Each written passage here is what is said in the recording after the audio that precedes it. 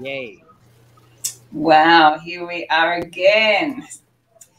The weeks are going so fast. So welcome and hello, and to our viewers and to our guests. And it's just for me so exciting every week to explore and look at how we can live the New Earth way.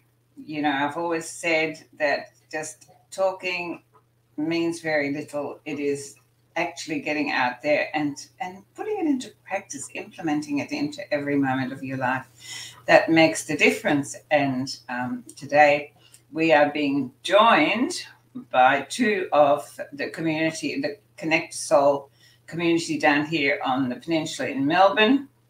And I'm very excited to speak to both of these beautiful people, because of course they are part of my community and so very close to my heart. And so welcome, Beata and Joe. Thank you for joining us. And we are going to explore a little bit about your personal journey, but also how two people who never met before suddenly came together with one vision.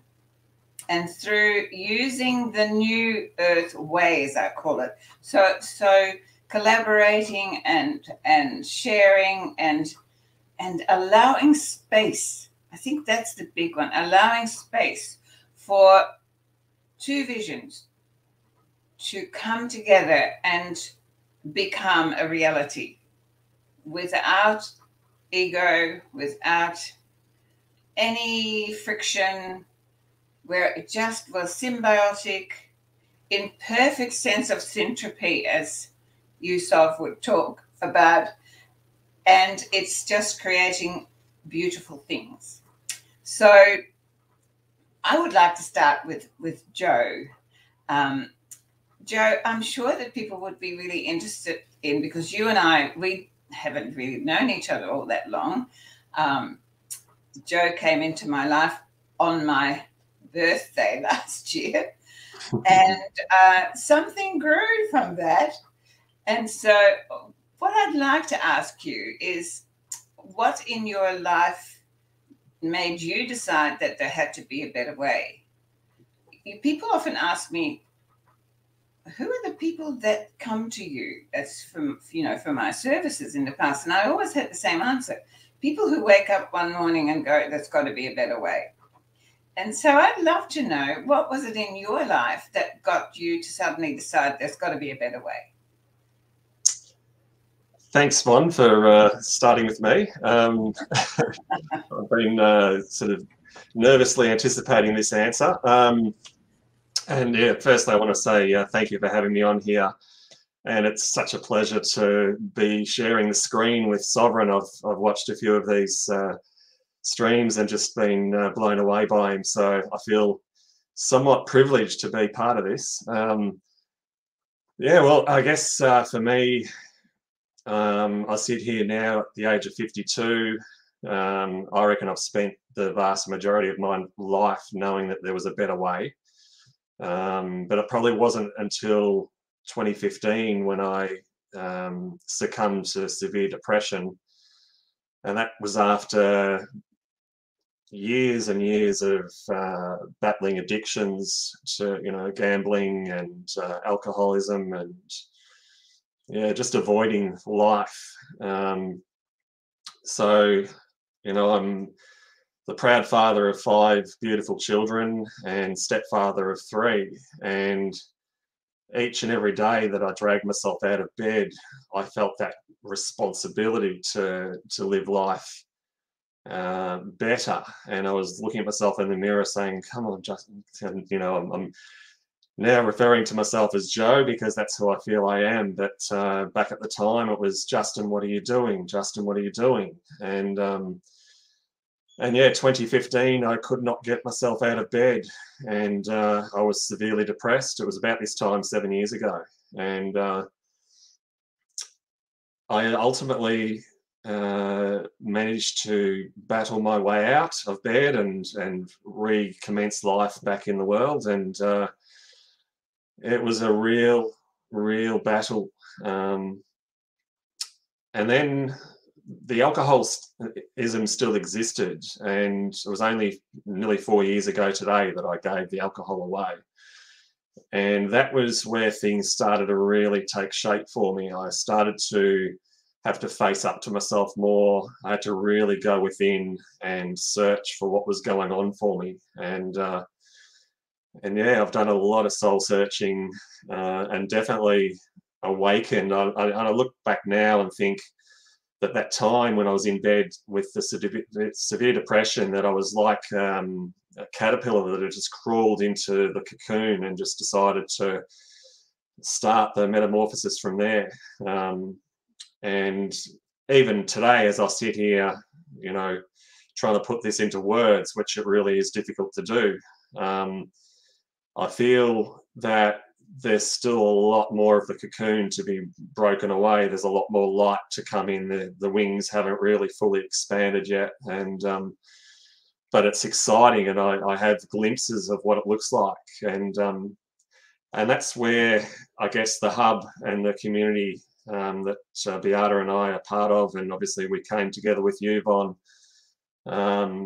has really started to make sense and embed what I'm doing and where I'm going, because I knew that there was more, and that was the awakening that needed to happen. And I don't really know at this point in time, you know, how this looks in the future. It's really a day-to-day thing, and it's all very surreal. But a few years ago, I stumbled across a empty milk bar and an empty space next door. There was two businesses that had closed down for quite some time, and it was just an empty shell of a place. And something within me just kept looking at it, thinking, there's something. I couldn't put a finger on it, but I knew that there was something.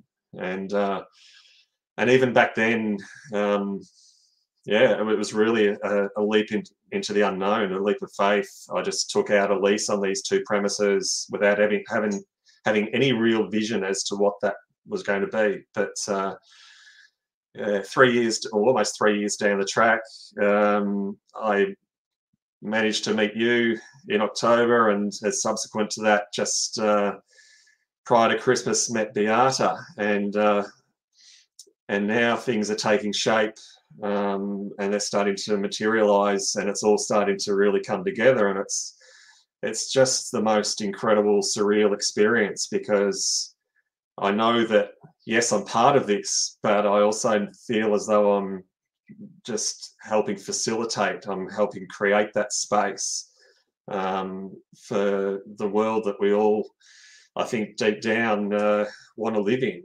And that's where I'm excited about how the future looks. I can't see it clearly yet. I've still got issues around that, but I know that there is better.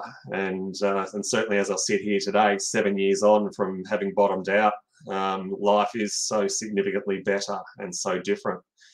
So it's just an amazing journey to be on, and I feel very blessed. And there's days where I'm in complete awe, and I've got tears streaming down my face, and I'm just overcome with this feeling of, you know, I'm such a small part of this, and yet, yeah, I can't, as I said, words probably don't do it justice, and I hope I'm conveying how it feels to be this person sitting here talking about it. But yeah, just an amazing thing to be part of as I sit here. Well, thank you. That is so beautifully put, and I'm sure you can all feel how the authenticity of that. But I think what stood out for me at this moment, I'm sure Sovereign you'd agree, was this moment where he just took a leap of faith because something inside was saying, there's something there, there's something there.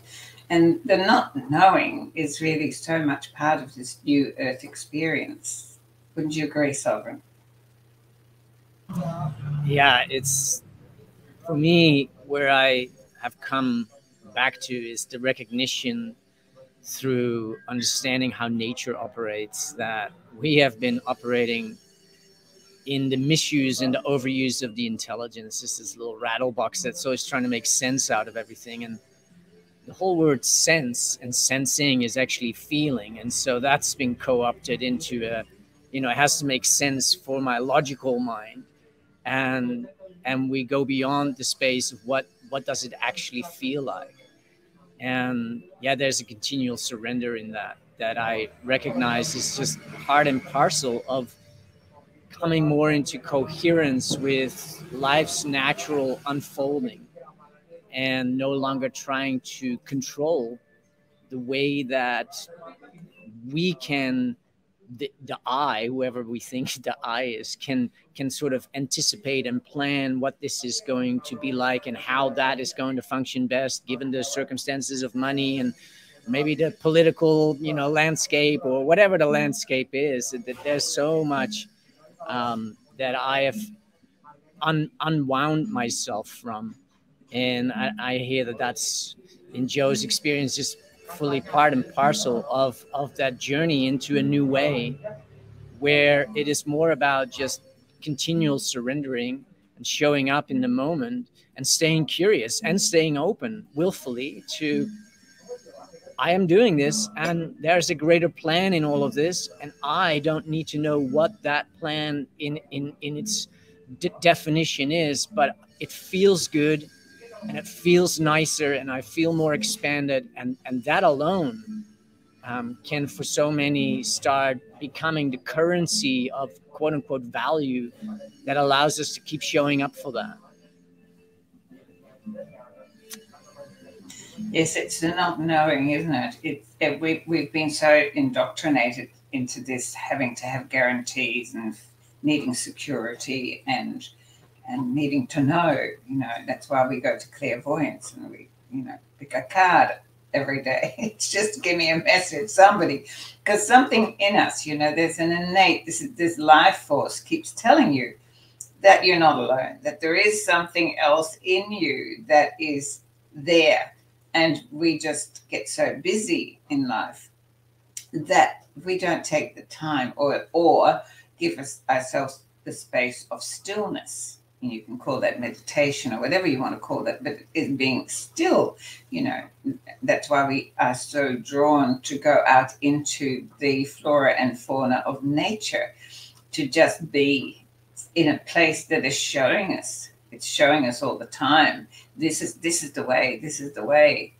We don't necessarily see that or hear that until, I think, often a life crisis brings us to that place where we have to go within. And I know certainly for me that was the case, that my life had to be turned upside down before I was able to stop and really go within and start putting the puzzle back together. And have I got all the pieces in place yet? Definitely not, because I'm still here. So obviously there are still more pieces to come. And for me, that's just so exciting. And then, Joe, you said something about, I feel so insignificant. But there's nothing insignificant about any of us, because each one of us are a piece of that puzzle. And for those of you who know me, I'm a crazy puzzler. You'll always find a jigsaw puzzle on my dining room table. And I've got two puzzles that I've lost a piece of, or a piece has been lost. And there's nothing worse than a puzzle that doesn't have that last piece. So I have stopped throwing them out just in case that I found the missing piece. So there's always more to find. And that is what I love about this journey, because I am someone who gets easily bored once I get it. And with this I never get it. Every day is a new experience. Every day is a new adventure. So I'd love to invite Beata to speak to us because we've been together for a very long time. Beata is a beautiful soul who started her journey with me, as I said, about 12 years ago, first as a student, and then she's just expanded and has become a house sitter when I travel to look after my beautiful fur babies. And from that, she's become a dear, dear friend, and now a collaborator in this sustaining and expanding and creating of this new Earth community. And I am forever grateful for the day that she stepped into my life. So I would really like, Beata, for you to just give us a little of an overview as to what got you to that place where you suddenly decided there's got to be a better way. Firstly, thank you, Vaughn. Thank you from my heart. And thank you for the invitation for today to share. Just as I was listening to Joe, speak, and I was asking myself what brought me to, unfold, to bring myself back to wholeness or keep continuing that wholeness journey. And I do recall a time at a friend's place where I said to her, something's not right. There needs to be a change, something to that effect.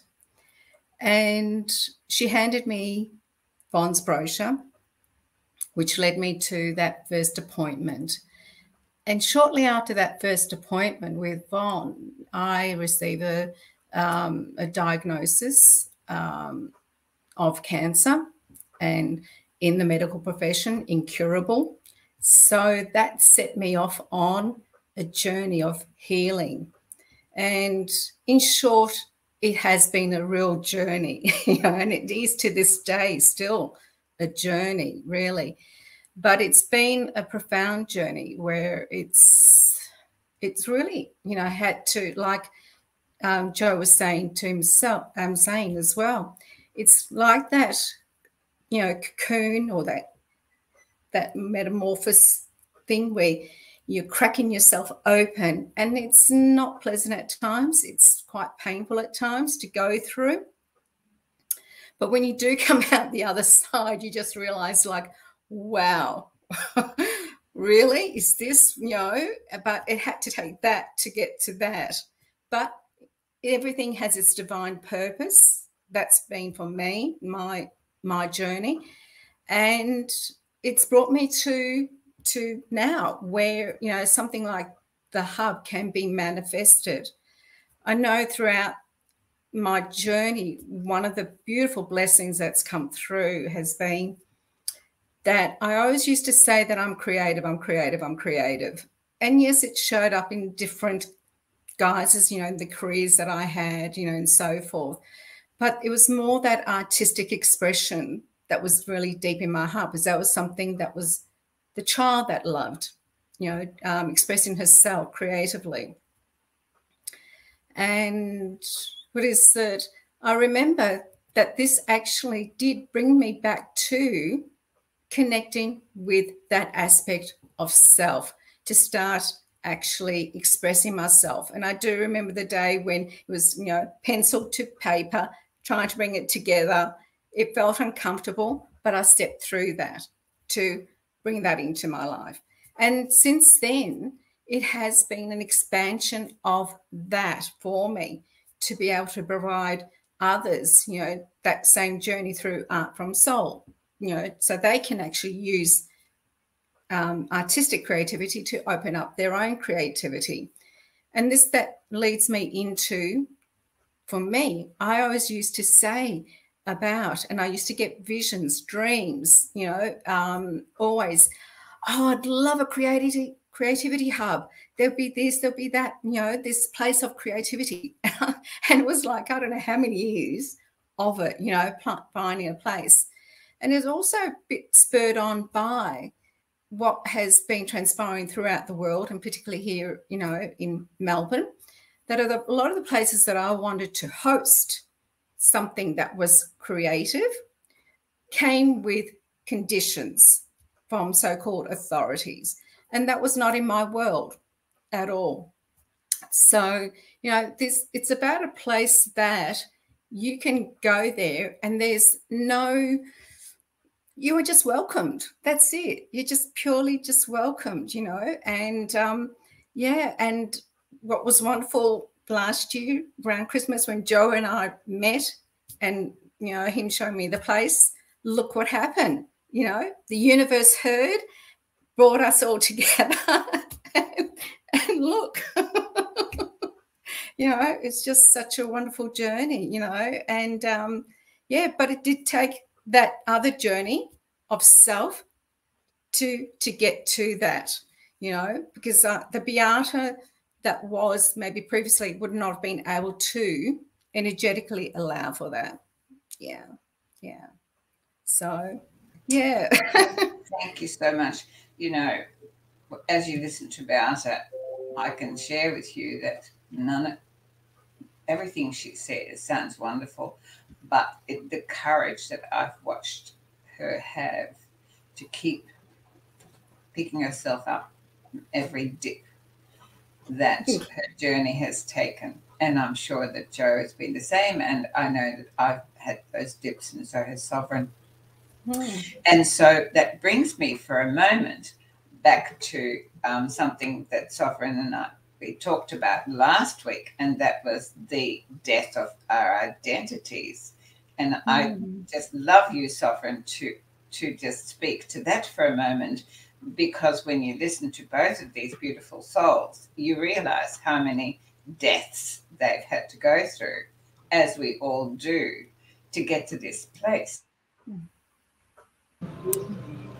Yeah, the death of identity, of the person we think we are. It is part and parcel, really, of being born into the Western world and growing up and being formed with, you know, that great old question that when you're like 4 or 5 or maybe already at 3 is like, what do you want to be? Like, as in what? As in, you know, choose your identity, choose an archetype that you want to identify with, because, well, we're basically taking you through an education process so you can become something that can sustain itself in this crazy economic world that we have.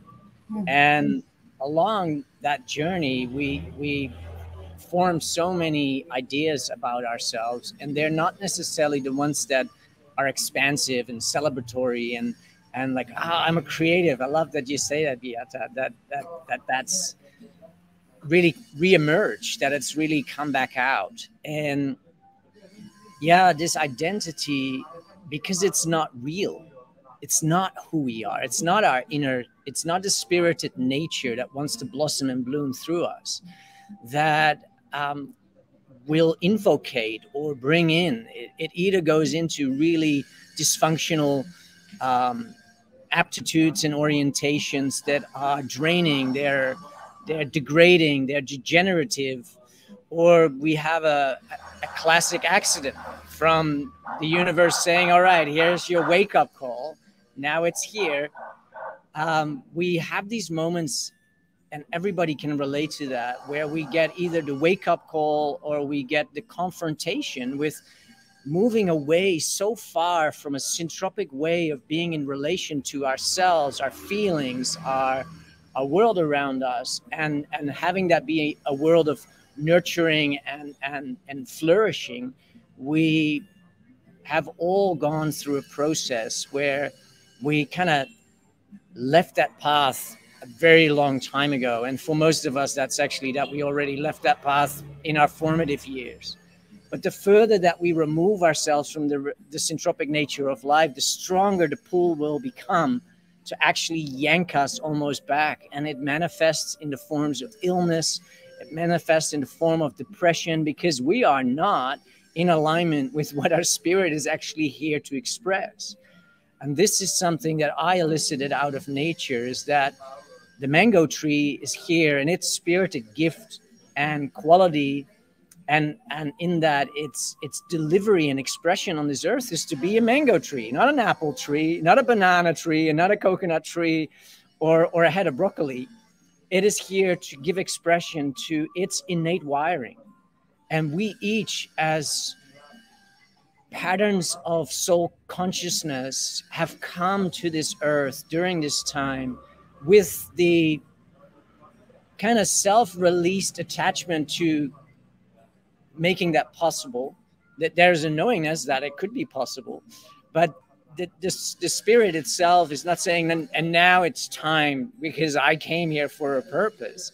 It's more that we get co-opted into a dream spell of cult programming that puts us onto a trajectory that isn't in resonance with our innate human nature. And simply by us drifting off that, the inner nature of us is going to invocate a life-changing event, a series of degradational stages, so that we hit rock bottom. And in that well, where we then end up in the bottom of our own pit, there are many boulders, and those boulders have been there for a very long time. And it's then our ability to assess that and to really see, this is so heavy, what it is that I'm doing. Look what wow. And then to surrender to the process of what it is to no longer carry that weight, to let go of that identity. That boulder has shaped our way of feeling burdened by life, feeling burdened by responsibilities, or feeling burdened by us actually not living in alignment with what another part of ourselves actually knows that we're here for. And as we then start dissolving and letting go of these boulders and acting on forgiving ourselves, and really also surrendering that it's not the I. There is a higher power. There is a greater interconnectedness, a consciousness, a spirited beingness that is so benevolent and loving, that we, in the greatest of my own surrenderings, has dissolved so much of this I can do it all on my own, and saying, no, Great Spirit, I come here and I lay myself down. I lay all of this down. I lay everything down that I thought that I was I. Please guide me. Please support me. And really who I'm speaking to is my inner spirit, to really bring that spirit back forward and give it the space to take the wheel and to say, all right, I'm willing to follow. Please lead. And of course, then the journey really begins of a brave new life, where we get to explore, all right, how is it to not be in control? And yet life keeps showing up with the beauty and the expansion and the almost synchronistic connections that all of a sudden start blossoming and becoming available. They've been available all along, but we weren't available. And yes, the death of identity is so relevant in this journey here on this earth, because it has always not been about bringing out the best in us, but more so creating something that is socially appropriate or seen as something that's functional for our greater collective to also not feel disrupted. And yeah, in closing, what I recognize that we have this ability to step into that new life for ourselves. And as we do so, and we cultivate that courage and we make way for spirit to guide us again, those stories of how we walked that path and what it took is what can unlock the courage in others. And for that, I just want to acknowledge you both for having stayed true to the surrendering process and finding the courage to die an old self. And in that, go through that long, dreadful metamorphosis process. And then being able to step into the journey forward. That is an ever unfolding journey. And it keeps requiring us to show up with courage, to keep surrendering, because there's other layers and other stories of what are all still opportunities for renewal and restoration of wholeness. And it's just an honor for me to receive your journey and your experience in that. And it's a testament to love, and it's a testament to what the human journey really is about on an individual level. Thank you. Thank you Such a wordsmith you are. It's just beautiful. Thank you so much. And, you know, that is because I want to now take it to this visioning, because that is what brought Sovereign and I together in the first place, because we both had a vision of New Earth communities, New Earth sanctuaries. And that has been a vision of mine for as long as I can remember being on this path. And when I say of mine, it was that inner calling. It kept telling me that's where we ultimately need to go. That's where we ultimately need to go. And every step I took was to create community, to bring people together, and to explore all those boulders that Sovereign's talking about, and to be able to diffuse them together rather than this singular journey that is so painful. And in community, we then learn from each other, we grow together, and that is what New Earth communities are about for me, and certainly what I keep seeing develop in what we've created down here. So the vision always was that of this sanctuary that had so many things, different ways of healing. And part of those that was then, of course, a creativity hub, because part of my work has always been to reintroduce people to their innate gifts, their innate talents, and then to support them as they skilled up on it. And so with Beata, it was always came back to artistic expression. And over the years together, we started to unfold that. And she worked on unfolding that within herself. And she kept saying to me, I just want a space. I need a space where I can, I can invite people that we can come together and just have this free expression of the innate artist. And one of the people that have actually done one of her first programs is another person in our community, Judy, and we didn't invite her today, but we will speak to her in weeks to come, I'm sure. A dynamite who gave up her own comfortable job eventually to fulfill her innate. And with Beata, she said, look, I want to do your program, but I'll tell you now, I'm absolutely have not an artistic bone in my body. I don't know, what I can learn, but I'm happy to do it. And she did the program. And of course, I've mentioned it before, this beautiful soul, not only did she find this amazing artist within herself, she has had, of course, since then, she's won a prize at an exhibition, and she's done all these wonderful things. And her paintings are amazing, which to her, now she can't stop painting. She can't stop expressing herself. She was always really interested in photography, but never thought that she could put actually anything on a canvas and yet through having that ability and the guidance from Beata to show her that, hey, there is within you something calling you, and it is all about that calling within.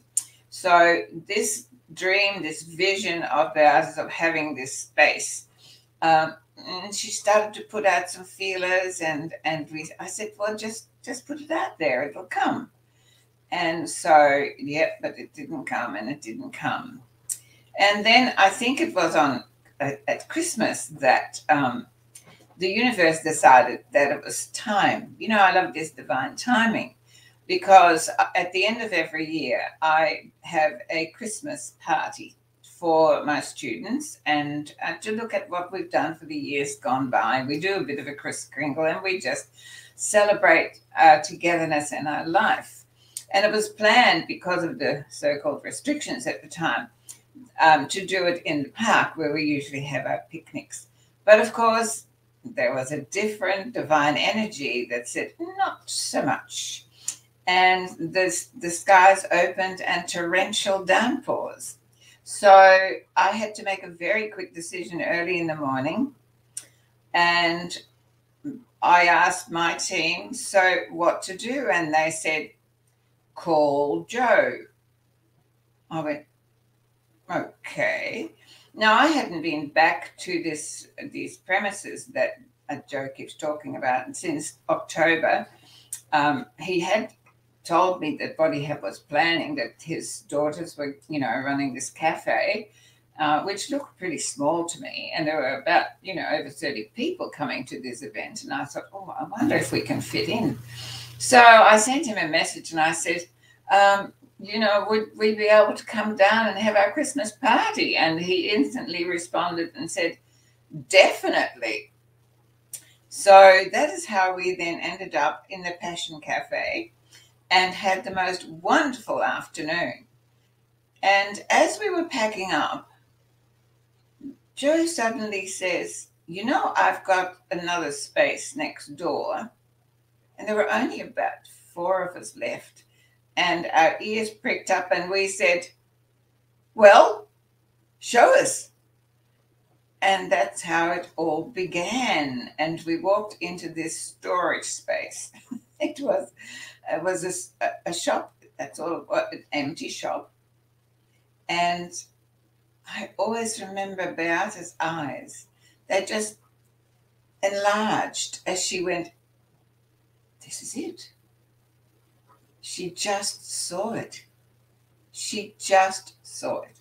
So now I would like to talk first to Joe about what he saw when he eventually created with his daughters the cafe and then kept looking for 2 years at this empty space next door. So Joe, how about you share that with us?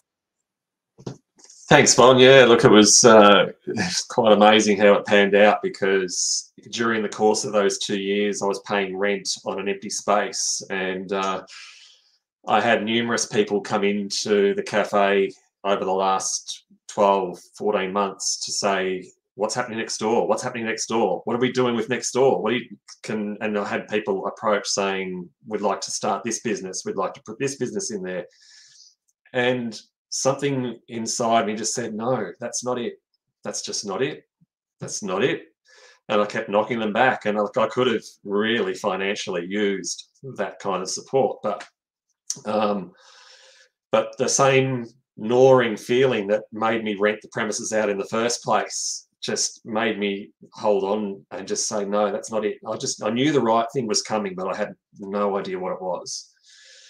And yeah, when I met you, Vaughn, in October, and then Beata on that Christmas gathering, it was like, this is it.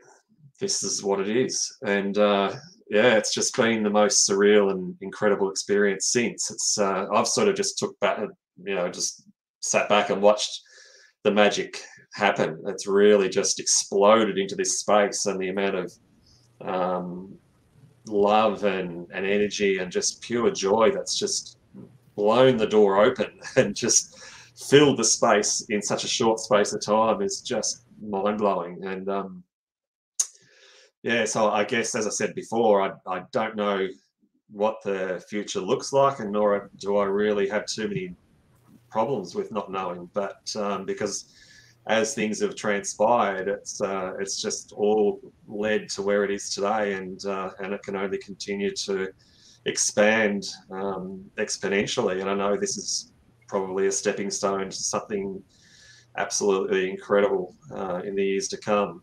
But I'm happy to just live in the now and enjoy, just seeing what Beata and Judy and others are bringing to that space. Damien and Linda that you had on here a few weeks ago. It's just really gratifying to me to know that I was ultimately welcoming in the creation of this New Earth space, this hub that was going to encourage more and more people to come out of themselves and expand into who they really are. And it's, as I said before, it's really, I'm in awe of being in this position, or to have been asked to help facilitate this. So Wonderful. And so, Beata, maybe you could share with us how then, once you saw that space and your inner self said, this is it, even though it didn't really look like it, how you then brought together a team of people and with Joe brought those two visions of what Joe had this vision.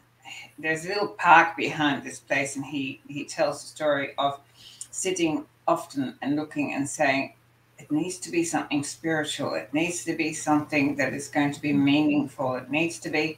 And so he had that inner calling. And then you came along, or we came along, and really we are a force to be reckoned with, I would imagine, as a community and as people. Because once we step into that innate force that lives within us and we surrender to it, then it's just automatic, isn't it? We get out of our own way. And so would you like to share with us how you brought a team together, and then together you brought both visions into a reality in a new earth way? So just share with us what that looked like, this new way of collaboration, of communication, of creating magic. To start with, shortly after in the new year, Joe and I actually got together to actually brainstorm, or if I can put it more from an energetic, because definitely for me it was a calling, like Von has been sharing and how we've been sharing. It was this calling, like drive, and it was that energy pulling and holding, and same from Joe, you know, that pull coming together. And so we sat together and we brainstormed, and we were getting yet again a sense of, and what I do recall even in that short meeting was that we were already asking ourselves, what is this from a 5D, you know, stepping into that, right? Because it could have been very easy to create this from a current paradigm. And we were very clear in at that point in time what that felt like, what we were focusing on, okay? And then going back to Judy too had a similar vision herself. So we came together. It's interesting how, you know, the people that you need come in energetically. So there was Judy, there was another lady called Liz in our community. Joe, even though he doesn't say, he's been an integral part of this as well, not just in the giving of the space or offering of the space, but in the creation of it as well. And along the way, what has transpired is an invitation to the community, you know, with regards to, okay, we need to paint practical things. We asked for, you know, who could assist us with different things, and it was by donation of actual paint, donation of service, but it was an invitation to the wider community that this is their space, this is their hub, and without their contribution, because we're, like we were saying earlier, and like Von says with the jigsaw puzzle, we're all part of that piece. Every person, whether small, large, whatever, they contribute to it. And through the sharing of it, the momentum kept on building and building. It's like, you know, the more and more, and people coming in and going, oh, I can help with this, or I can help with that, or whoever we required at that time would come in somehow or other. The universe kept on providing. You know, we got to this point and we go, wow, this occurs. The other thing that was occurring between the team, right, every time we'd come to meet, we would allow, I'd say, our vulnerability to be expressed in the sense of, oh, something is coming up for us, because this is a process. This whole creation of the hub was a process, or something's come up and we're feeling it's more of a 3D energy. What we gave each other was that safeness, but also the expression of it, to allow ourselves then to go, okay, what are we focusing on? What are we creating here? And are we coming from a 5D energy or the 3D? And each time we go, no, we're going to step into this unknown. We're going to step into the unknown. And continually, you know, asking ourselves, you know, and there wasn't anything, and we were very clear also, going back to that we're all part of the creation. This is how the team was, that there was no one leader. There was no one, oh, I'm in charge and you're doing this or that. We all brought that, whatever it was, to it. And I suppose maybe because of that awareness that we have within us, it allowed for that. But it was beautiful in the way it just beautifully came in, you know, that we allowed each other, you know, that space, and to allow each other to shine in that, whatever that was offering. You know, Judy, you know, she was amazing when, you know, I wasn't feeling too great, and she just, you know, took charge, that energy charge of creating and getting painting done and getting a team happening, you know, and so many other things. It was a real symbiotic, co-creative, and I mean co-creation in all aspects, with the team here on the physical level and our teams above. And it just all happened. And like with Joe, I'm amazed as well how from you know, that encounter just prior to Christmas at our Christmas gathering to the launch back on April the 9th, that this was created, you know. And seriously, there was no talk of budget. There was no talk of, you know what, it was just, let's go for it. This is what we can see and let's have it manifest, you know. And the energy of it kept on. Keep going back to the energy, because that's the critical part. It was the energy, the force that was all in an alignment to allow whatever it was for us to take part, you know. So, yeah. Just so beautiful, you know. The thing about that is that I observed it all. I held the space for you all, but I allowed that to unfold. And what it's really taught all of us, and it keeps teaching me, that when we surrender to that force within and that divine space, as long as we are true to it and, you know, we support it and give it the space, it has a life of its own.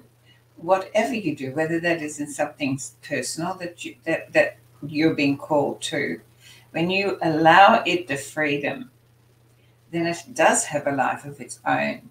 And it is only when we then interfere with that through any fear thinking or doubt thinking or judgment thinking from external forces that you have hiccups. And so we are all pretty protective, I think, within the community that that does not occur. And if it does, as Beata says, right there, you open up and allow that to be processed and alchemized and integrated. And that is syntropy and symbiosis working in sync magnificently. So how do you feel listening to all of that, Salt? It's just wonderful hearing the process and the willful commitment to stepping out of the mind and keep checking in with what wants to happen here. What is the energy that we are actually coming together under and with, and in that we get to have an experience as human beings, because it brought up a lot of memories of my own beautiful recharge Kuranda hub back in the days in Far North Queensland, where I had I was the space facilitator, so to speak, because we had a local market in there based on locally produced fruits and vegetables, which covered the rent. But then the space was really up for the community to utilize. And I learned through that process this surrendering of not wanting to be the director of, well, we're going to paint this here and we're going to not, well, that we can't do that over there. Oh, they want to build a cup oven. This is great. Well, it sounds like a workshop. And where do you, oh, you want to put it there. Okay, well, that's wonderful. And so not being attached to not being attached to the story of what I think the space should be or how it should be done, or stepping out of that director mentality or wanting to take the lead and really leading together. And what happens is so much more magic and so much more effortless co-creation that comes from that inspirited moving into and forward through it that we then make room for. And this is just so wonderful to hear that there's been this inner awareness that Joe has been having, sitting on this space for such a long time. You know, life coming in and say, hey, we can turn this into, you know, whatever the offer was, and then staying true to that more, that softer, but also that clear inner knowing that something greater than that can be possible here, and that takes a sense of faith and conviction in that inner knowing, which is beautiful, because then when it comes to fruition and that seed has been sitting there for all that time, I don't know why I'm paying rent on this space, but I am, and this is not the easiest, most great time to sit on this space with it not doing anything. And yet through that, there's a maturing of that dream seed that really requires that time, because there's no shortcuts in life. I do understand that there is instant manifestation that is totally available to us, but anything that instantly manifests doesn't just come out of the 5D and says, oh, here's a nice bowl of porcelain that you just manifested with your thoughts. Now, there is a process. And I see that the manifestation that can come about of vision into speaking, into articulating, into dreaming the possibility into being, is something that has a process to it. It time in a natural facing travels through that. And to me, it's just such a beautiful testament that if we show up in the faith and the willingness to hold on to a space just longer than we, and every time, it's just my imagination, but every time that Joe would have had a conversation about the space, which I would call a traditional conversation about, oh, are we going to do this? And I don't, it is that staying true to the unknown, because that's very easy. Oh, wow. Okay. Well, that could resolve this, you know, monetary situation that I'm still forking out on.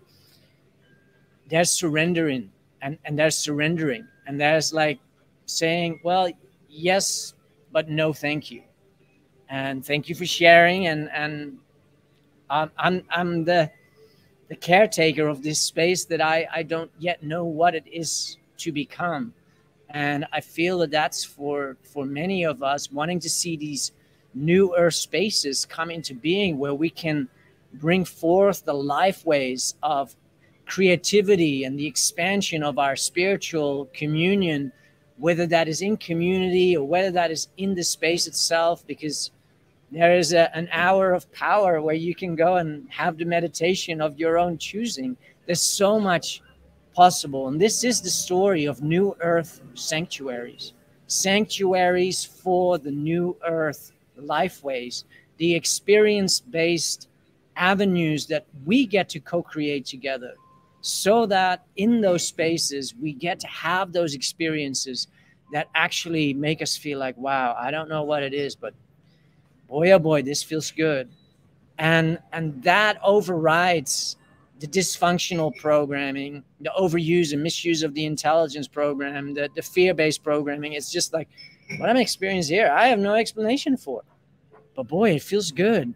And so people keep coming to that. And then with the beautiful life path that Yvonne has walked and so much wisdom that she's got in her bundle to share, there is an entry point into not just that space, but into themselves, because the space as a sanctuary is also representative of the sanctuary that we can enter within, that beautiful garden within that we all have access to. And it does take people to hold that frequency, to be very clear in their being and working with their guides to know that this is not only possible, a way is opening up, and staying true to that allows all of this to blossom. And the beauty that I recognize in that is that we each get to play our part. Joe, the space holder, for a vision that he didn't even understand himself, he's just like, no, that's not it neither. No, that's not it neither. For the creatives to see the space and go, oh, wow, the potential here is so huge. And then the energetic frequency space holder, you, Yvonne, that has been a voice of this. There is a way to this. It's not willy-nilly, just like, let's just get together. No, it's very intentional and it's very clear, because there is an awareness that lives and is breathed and walked through your life path that is very clear, not so much as to what doesn't work, but what this frequency feels like, operates on, and works most in coherence with. And that means each of us going within and creating the space, lifting those boulders, stepping through the processes involved to dissolve all of that baggage so that the spaciousness can open up for more. And in that, doing that as a community of people feeling that joy and that, wow, look at Judy shining. Oh my goodness, what a testament to the I saying, I don't have a creative bone in my body.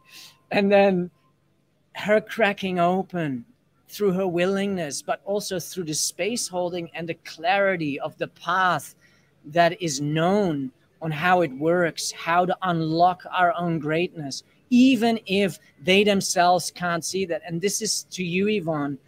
You have this innate, natural, gifted ability to see the greatness in somebody else, and you hold that vision. You hold that clear as day. You don't go into their story. You'll listen to it, and yet you listen beyond all of that narrative of their past. You pay reverence to it, and you open up to the version of them that is really available within them if they're willing to do that work. And so it is a coming together of vision, the frequency and pathway holder, the way shower, that then can come into co-creation with beautiful human beings that are just magnetized into this field. And the reason that I share all of this is that for the people that are listening, some of you are that space holder of a space that I don't know what I'm going to do with this yet, because it's in your gift and talent to hold that space, and through that have your hero's journey of surrendering into this, like, oh, I'm still holding on to the space, but I'm still stepping into my faith. I'm still stepping into this unknown territory of the greater dream. And for some of us, it is being that creative, that wants to connect with somebody that has space for this dream. And then some of us are those way showers that can speak eloquently and clearly and definitively as to what works. And when we bring all of that together, we start co-creating this new way of living and creating and manifesting and creating the direct lived experience for many of us that we call our new earth. And it's just a real privilege and honor to hear of your journey. And I know from my own experience that it takes a lot out of us. It takes a lot out of here in order to make manifest these beautiful co-creative spaces that are possible everywhere. And they are happening. They are happening. And it's just so beautiful to see and meet you here in this space, to hear of just another amazing testimony to, hey, this is made real. And that is what there is for us to anchor in, to bring down, to show others this is real, this is happening, this is available. And you too, by recognizing our journey, you too have the courage within to unlock yourself. So thank you for being here today. It's so great. Thank you, Sov, and for such kind words. It's you know, I don't quite see myself like you just described, however, but there is truth. My journey has always been one of being able to see people in their innate, and then to somehow pull that out and hold that up and go, well, this is who you are. And then to support that being. Because I always thought, you know, it's like a warden with a lot of keys. I just turned keys in people to unlock the things that have been locked for so long, and then to support them and guide them and love them all the way through the many journeys of then actually owning that and claiming that, when for so many years we've been educated, as you say, to be told we are insignificant and we're not good enough, and that actually breaks my heart when I hear that, because we are all so significant. And when we come home to ourselves and we realize that, and we set ourselves free, and what Sovereign just talked about was we have to come home to our own inner sanctuary. And that is just such a beautiful, beautiful place. And I just feel so incredibly privileged. You know, a lot of people call me the soul mama, and I like that title because I am a bit of a mama. I like to take, you know, I just like to nurture and care, and I'm not, you know, not too shy of sometimes having a little bit of tough love. So it is just such a beautiful space that I am not just mother to my own family, but I seem to be a mother to so many, and a spiritual mother. And that is a role that I would never have imagined. And I was thinking of Sovereign this morning because as I was writing down day 730, and I remember some time ago, Sovereign, when you said to me, oh my God, day 320, I can't even commit to, and we laughed about it. And so this morning I thought, day 730, what are you on? And I keep asking, how long is this going on for? For as long as it takes. And it is that surrender. Most people would say, why don't you sleep in? I wouldn't know what that was. My inner self wouldn't allow it to start with. I've never used an alarm clock. I just get woken up and told it's time. And it is that surrender, that total surrender. And then having the courage and the faith, and also the support of the community, the support that we give each other, and the space. When Beata talks about, you know, when things came up for people, that there wouldn't be a judgment and there wouldn't be an egoic response. There would be just a hearing. I was going to say listening, but there's a difference between listening and hearing. And there would be a hearing. And once the person I wasn't there, but I know how it works. Once the person felt heard, that would automatically alchemize it out of having power over.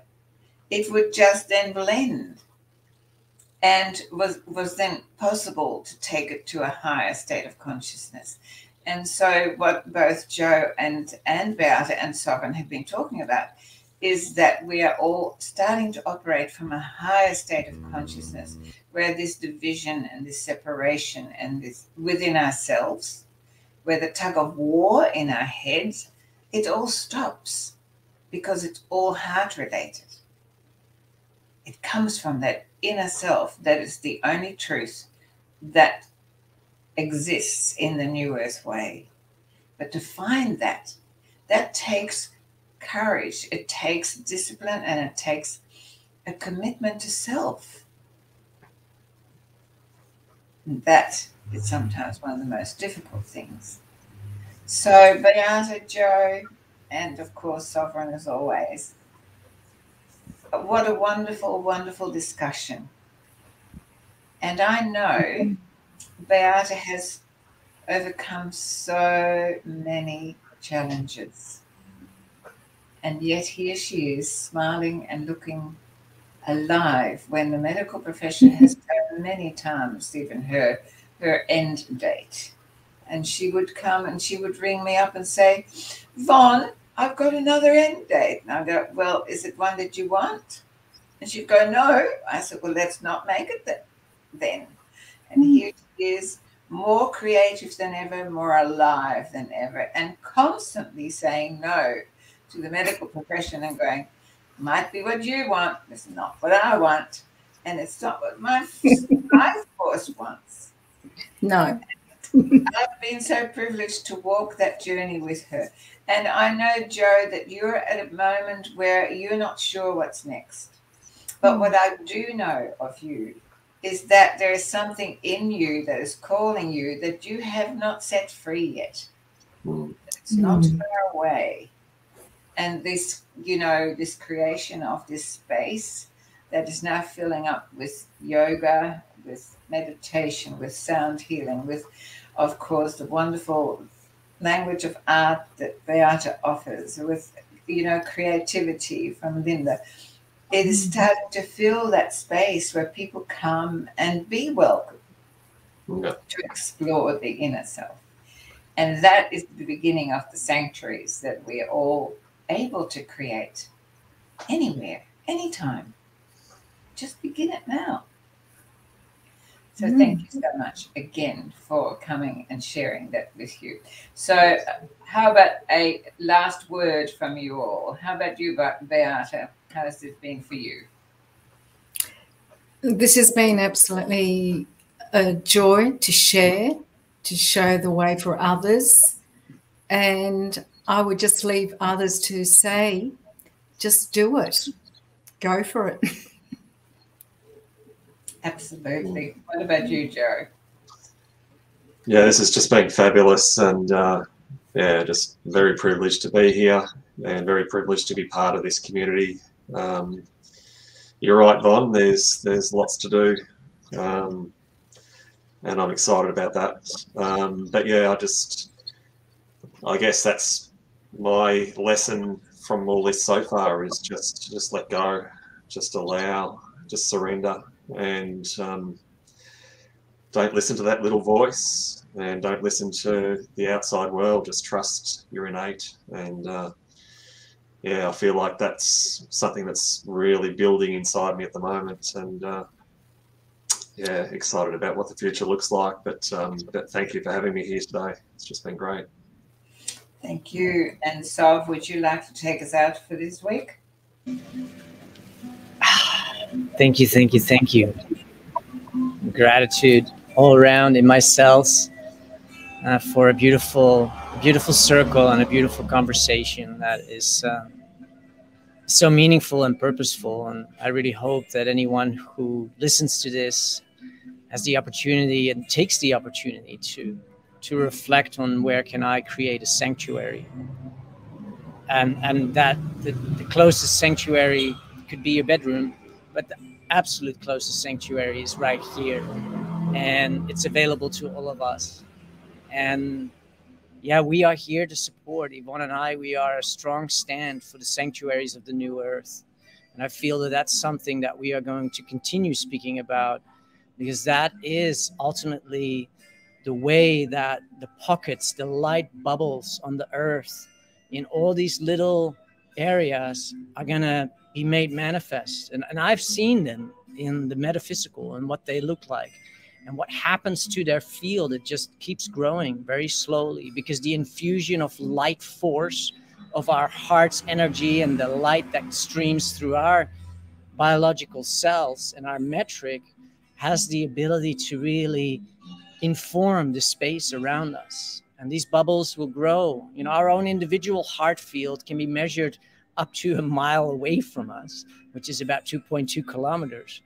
If we consciously congregate for the purpose of celebrating this way that we get to define, this path that we get to create within the matrix, that we can free ourselves of the limiting narratives around that, purely by each leaning in our creative gifts, our energies, our willingness. I see these light fields already existing all around the world. And the more that we can speak to their existence and languaging them, more people will start to attune to those fields and become curious and want to lean in and want to explore. It's a natural syntropic magnetism that just draws people in who are ready. And this is something that I feel is the path forward. It's the way to walk it, to create direct living experience-based sanctuaries where we can speak, relate, feel, and explore these new earth ways of being and living. So thank you for walking yours. So great. Thank you. And we will see you next week. So don't forget to share and subscribe and all the other things that you're meant to be doing. Have a great week. Bye-bye.